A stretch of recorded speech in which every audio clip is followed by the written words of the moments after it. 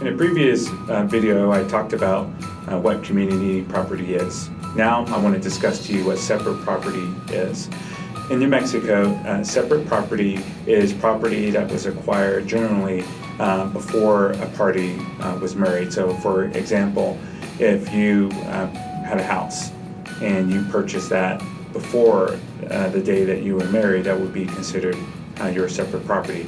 That goes for a car or even a pet that you acquire before entering into marriage with your spouse. But oftentimes during the marriage you acquire separate property. For example, if you have an inheritance from an outside source, as long as you don't commingle that money, that asset, that property remains your separate property.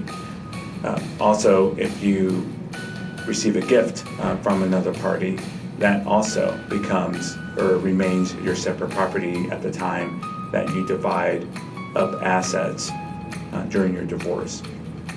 Sometimes there is some confusion about whether or not the separate property, what they call transmutes or changes from community property to separate property, and there are some instances in which that is possible.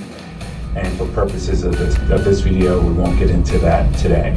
But the general rule is if you acquire any property before your first day of marriage, that remains your separate property. If you acquire property during your marriage, either by inheritance or by gift, that generally remains your separate property.